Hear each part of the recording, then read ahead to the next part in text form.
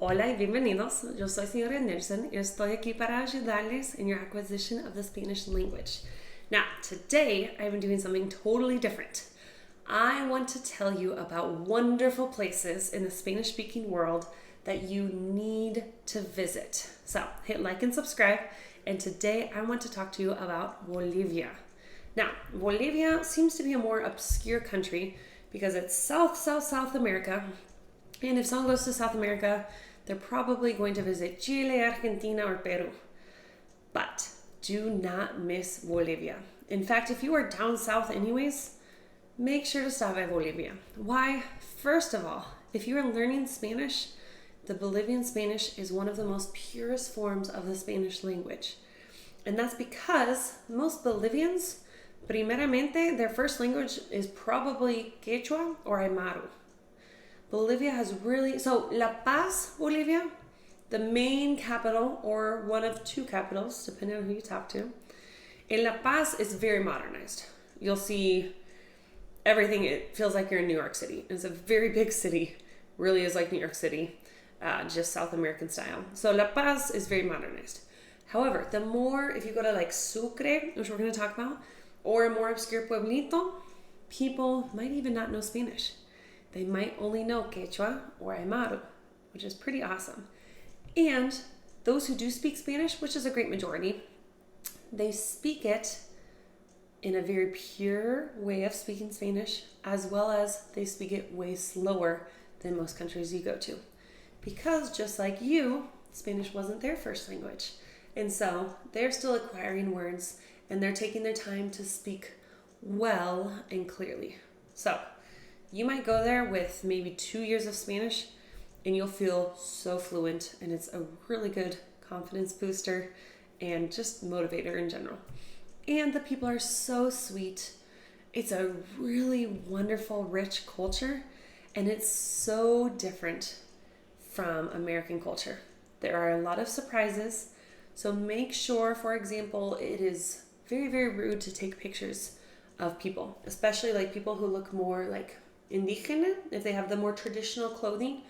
You do not want to take a picture of them in Bolivia. They believe you're stealing their soul through a camera. Entonces, tengan cuidado. Again, that's not in a more modernized world, but anytime you go to any country, does not matter the language, does not matter the location, you really need to do your background research and make sure that you are respecting and preserving their culture, just as you would want someone to do for yourself, right? Treat others the way you want to be treated. So go into a new experience in a new country with an open mind, with an open heart, ready to learn and ready to humbly embrace the way that they live and not impose your own beliefs and ways of living and taking pictures and all that, but really coming in with respect and with an open ear.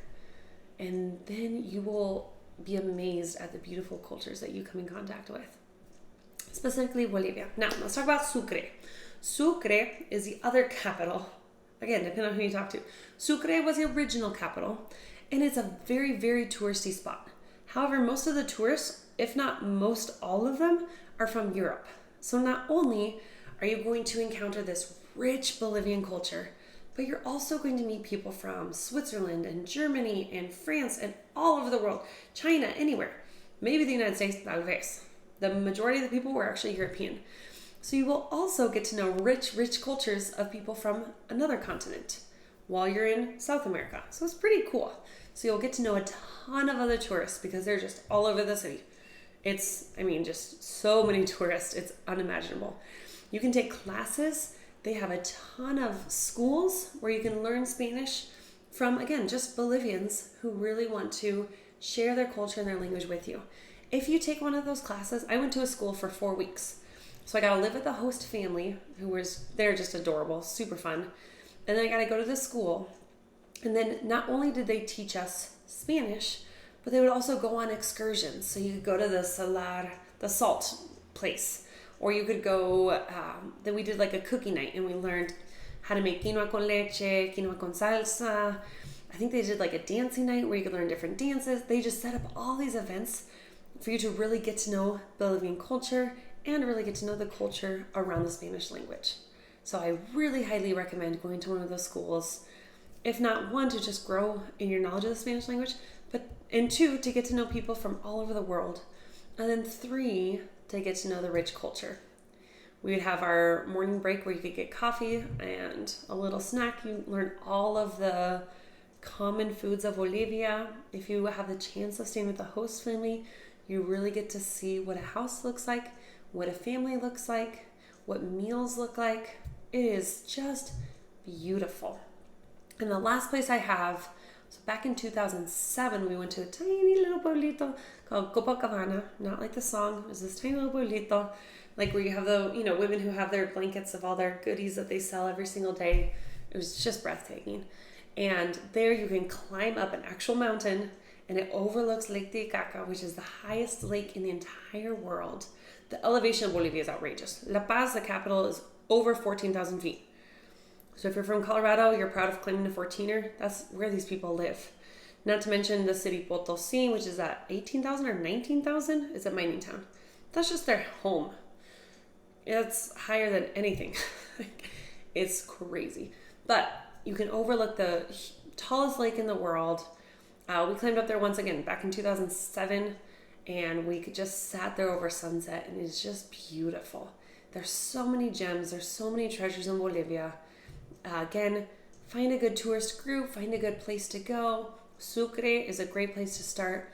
And then from there, see if you can do some excursions to get to know those tiny little pueblitos and really immerse yourself in this beautiful culture down in Bolivia. Let me know in the comments, what are other places you've been to in Bolivia? What are the other aspects of the culture that are just breathtaking? Maybe you know a few Quechua or Aymara words. That'd be awesome. We would love to learn. Let us know your experiences in the comment below. I'll see you guys next week.